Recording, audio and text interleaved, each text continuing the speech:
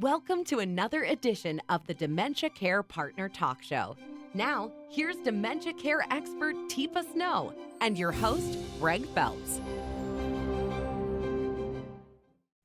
Hello and welcome to the Dementia Care Partners podcast. I'm Greg Phelps along with Teepa Snow. And Teepa, Happy New Year. And I'm going to put a question mark behind that because I know that one of your New Year's wishes would be for advancements in dementia care. But let's switch this around slightly and talk about what we wish for families, for care partners, and let's be a little more specific toward the end. Facilities. What do you wish for them in the new year? Okay.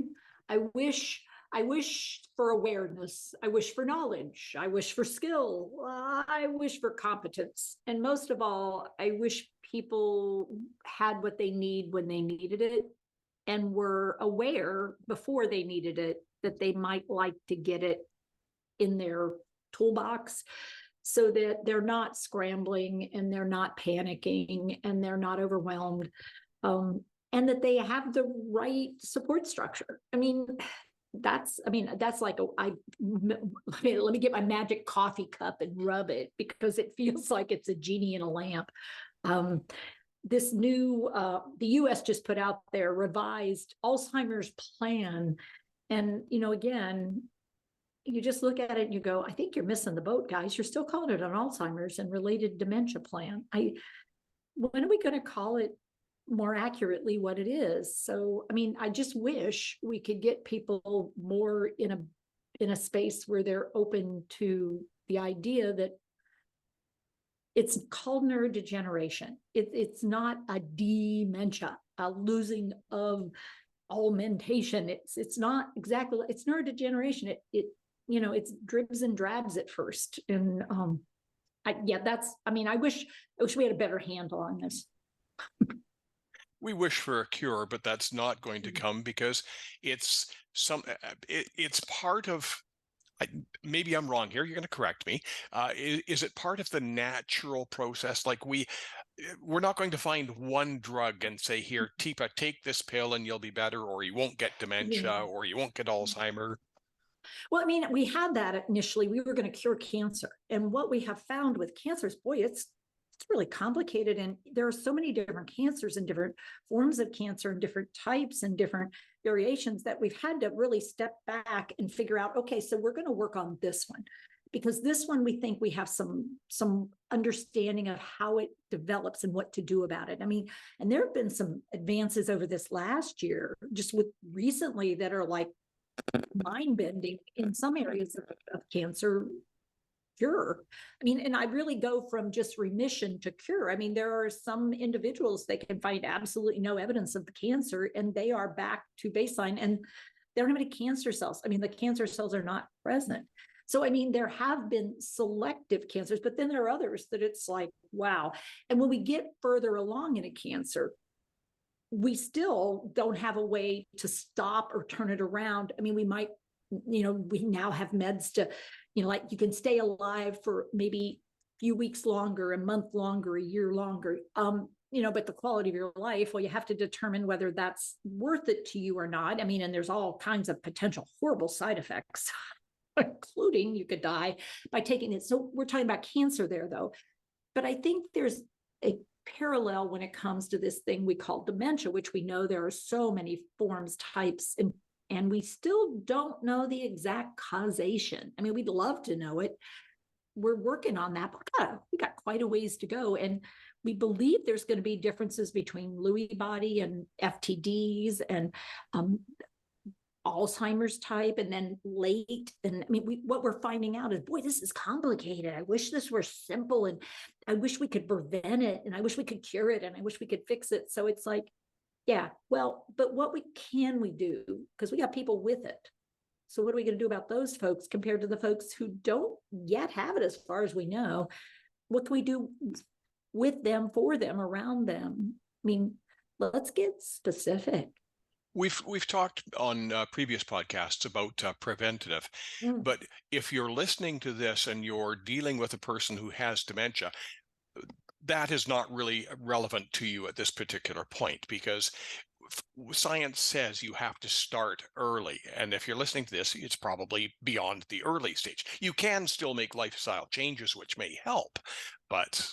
Right. But you also, what I would say, Craig, is you could look in the mirror and go, well, where am I? Because I think, when we're working on supporting someone else who's living with dementia, we can really forget to recognize our own risk factors. And so when we're looking at risk factors, I don't believe right now in really preventing things. I think there's risk reduction things we can do, and we can choose or not choose.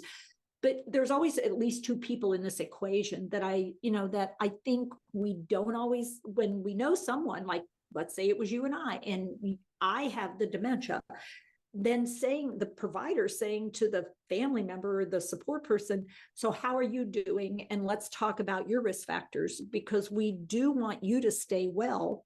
And we do want to not just pile risk factors on you while you're helping Teepa, because I'm not sure we're helping either one of you if we do that.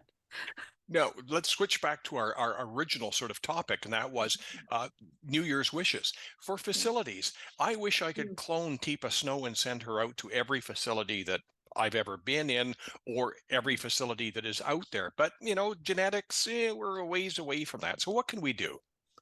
Well, one of the things we want to do is we emphasize in facilities that we want to give really good care. So we really need to look at who do we have to give that care, and how are we supporting them?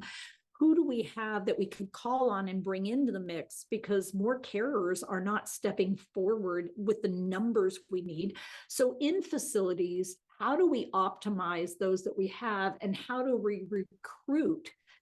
And I'm going to use this word that people don't use so much anymore, volunteers or family members or others to come and be part of our community of care. That's what I wish for facilities, to look beyond their boundaries and their borders and start looking at the bigger community and say, we're part of the big community. We need the community here. We need to be part of that community. We need to move in and out of these walls so that they're not barriers. They're simply a safe space where we can do this thing. And so I think unless facilities can see themselves differently, not a place to go and put someone, but a space where we have some really skillful people and train those people, and then bring in some additional folks who may not be as skillful, but can be helpful at filling days with purpose and meaning and giving people to be with. And I think we're still in this isolation mode, and we're still in recovery mode. And boy, I hope this year turns a corner and we quit thinking about what was and start looking at, well, what's possible right now? What can we do right now with what we got? The old days, it was sort of done the medical model. It was, everybody had to get in their beds. It had to be the big dormitories. And we have made progress. There are some innovative ideas, and perhaps we'll talk about those on another podcast. Yeah. But you must get some hope that there are some baby steps now, or even if they're not big enough steps for you, maybe you're appreciative of the fact that we're getting more understanding of the problem.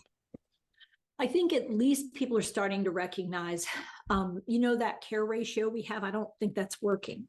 I think we need to look harder at that.